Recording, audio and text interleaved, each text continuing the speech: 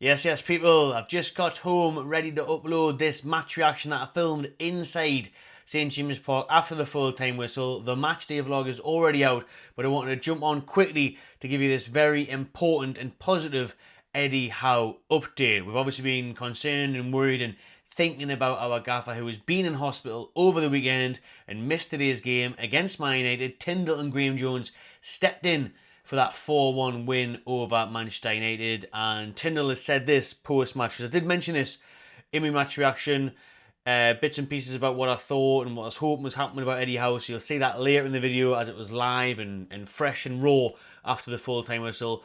But in the press conference, this is what Tyndall has had to say on Eddie Howe. I had a text message to congratulate us from the manager before I came in the press conference. He was able to watch the game and hopefully it put a smile on his face. So first and foremost, brilliant stuff. That Eddie Howe is awake and reactionary and being able to watch the game, focus on the game and enjoy the game. Enjoy that 3 points, Eddie. We deserved it. We battered them. Tyndall also said from Saturday morning it was pretty obvious he wouldn't be here to lead the team today. So he put trust in us to make the right calls. Big shoes to fill, so I'm super proud we did that. It's only the second time in 17 years that we haven't been side by side. He means the world to me and the players, so the sooner he is back, the better. How lovely is that, by the way? And how mad is that? 17 years. And there's only 2 occasions where them two haven't been side by side, like bloody Ant and Dec, Tyndall and Howe, on the touchline together. The touching moment there was saying he means the world to me. Do you know what I mean? That's a lovely, important, emotional touch there. And he means the world to the players, is what Tyndall has said there also. An emotional, victorious afternoon at St James's Park. A big win for the Mags. That sees us going to 4th, but more on that now from my immediate reaction at the stadium at full time. Oh, as easy as a Sunday morning, but in the afternoon for the Mags, a 4-1 win. 4 goals, 3 points. That sees Newcastle get up to 4th in the league. And if on Wednesday night, back here at St James's Park, we beat Crystal Palace here, Newcastle will go 3rd. 3rd! Over Nottingham Forest after they stepped up against Everton. We can really capitalise on that. Wow, what a way this is going to be. What a week this could be for Newcastle United. And listen, I've had people stop me the day saying it might even get 2nd, you know, and get runners up. I mean 3rd, we can get 2nd. 5 points off Arsenal, we've got to play the Gunners at their place, but we've beaten them 3 times this season already. Why not again, eh? But on today, old Man United, and I've been saying it since the takeover, and I got laughed at. You laughed at me then. Who's laughing now? You're not laughing now, are you? As Big Farage would say. You're not laughing now. When I used to say we were the only United. We were the only United. Once that takeover happened, I said we're the United now. We're getting pushed out by Barbara the Steward. But we were the one and only United once that takeover happened. If we weren't already, which I do believe we were. But you know, Man United, obviously, big club, successful club, world-renowned club. But since the takeover, since the last few years, we have been the United. And that is the way it's going to be going forward. We are the big dogs, and I cannot believe how bad Man United are now, to be honest with you. It is embarrassing how crap they are. They are terrible, and to be honest, they shouldn't even have been level at half-time. Newcastle here gifted them the chance to get back into the game and have 1-1, but they were terrible, man. I mean, 1-1 Garnacho, and they didn't deserve that. Newcastle absolutely dominated the first half. They were in control. We had loads of the ball, but we didn't quite do enough with it. We didn't create enough chances. We didn't threaten them enough. And Man United took their chance, to be fair. Like I said, Garnacho on the break did get that all-important equaliser for them. But at half-time, I was thinking, I hope we can just come back into this. Yeah, I hope Isak can get into it, maybe grab a goal, win 2-1. But we blew them away. Blew them away second half, and a huge credit to Harvey Barnes on that one. You know, the Barnes brace there embarrassed Man United and got us the all-important 3 points. But everyone was fantastic today. I think the second half, the atmosphere was incredible. It was at the start, obviously, a bit of a strange emotional beginning of the game with Eddie Howe missing, Eddie Howe in hospital still, as we know. We did have a little bit of an update on Sky Sports earlier saying that he would be potentially leaving hospital Sunday evening. That hasn't been confirmed yet, but that was on Sky earlier. I think that's through Keith in the build of the game on Sky Sports. But Eddie Howe's doing alright, apparently he's recovering, so that's great to hear. And then it was an emotional one for our manager from the 90s, Kevin Keegan. Obviously, tremendous display for him in the crowd today.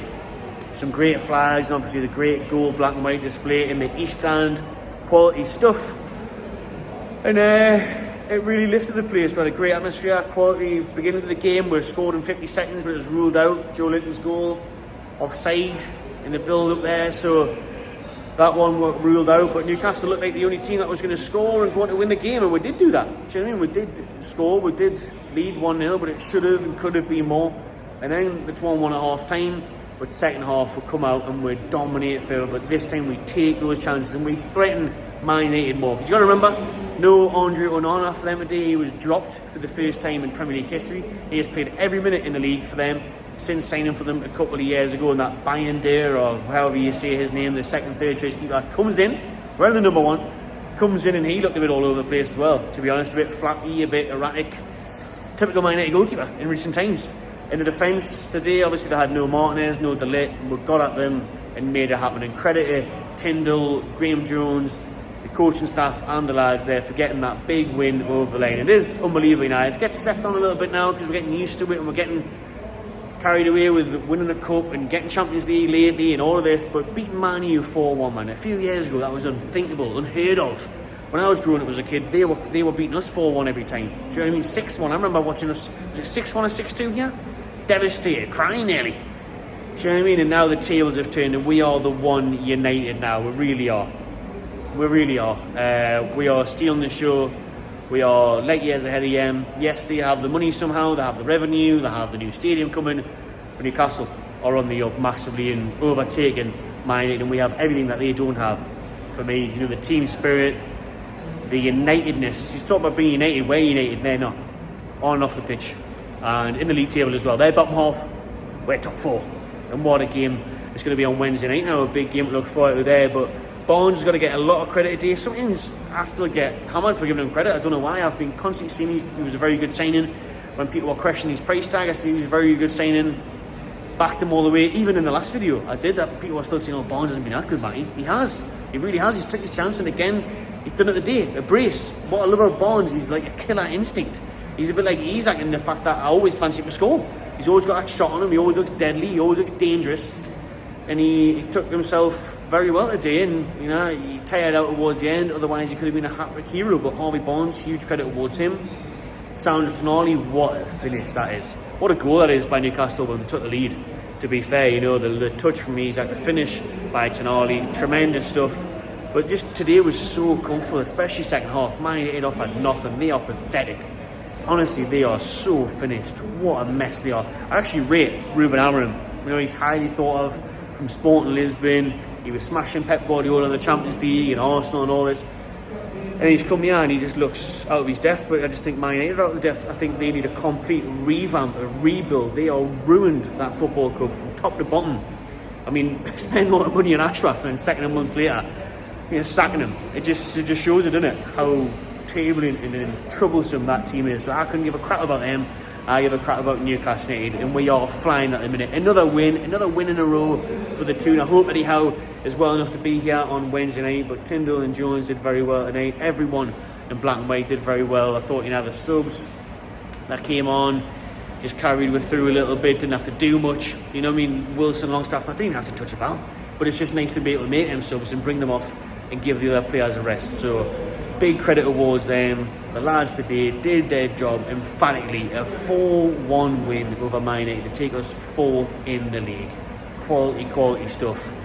Brilliant, man. And we're into the business end of the season now. I mean, what is the 7 games left or so to really cement ourselves in these Champions League positions? And I'll tell you what, eyeing up that runners-up place. Really are. Third, if we beat Palace on Wednesday night, third, we will go above Nottingham Forest. So if we do that, and then we'll be chasing down Arsenal. And we'll play Arsenal away, like I said earlier in the video. So I'll tell you what, runners up in Carabao Cup in a season. Imagine that. What a season that will be. But a great day here at St. James's Park. Make sure you check out the vlog if you haven't seen it already. Plenty of action in there, plenty of build-up. Great atmosphere from the crowd, as I mentioned, before the whistle, during the game. Man United fans, we could see them sneaking out. All of them were just going to the bar before that, during the game. Yeah, rattled them. Got right underneath them, and they'll all be heading back to London and Japan and wherever else they're from.